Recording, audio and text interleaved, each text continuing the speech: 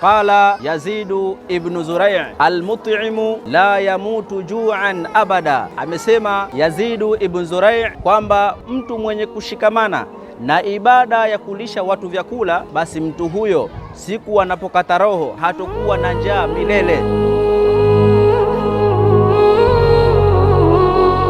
Leo tarehe 20 mwezi huu wa 4 2026, taasisi yenu ya Khidmatul Umma tupo hapa Mbuyuni, hapa Vingunguti, Ilala, jijini Dar es Salaam. Kama mnavyofahamu, zoezi letu ni kushirikiana na watu ambao wanajua fadhila za ulishaji wa vyakula, wana hofu ya Allah, wanapata tabu wakiwaona watu wenye njaa wanateseka. Kuna watu wanahangaika hawana vyakula. Watu hawa wenye hofu na Allah wakiwaona watu kama hao, basi huwa wanashirikiana nasi katika zoezi hili la kuwalisha watu vyakula. Kama mnavyoona, kila siku ya Allah tupo mtaa kwa mtaa tukiwa tunahakikisha ndugu zetu wanapata huduma hii ya vyakula. Karibu ndugu yangu mtazamaji, ungana nasi tuweze kuzipata fadhila ambazo zinapatikana katika ibada hii ya ulishaji wa vyakula. Wabillahi taufiq.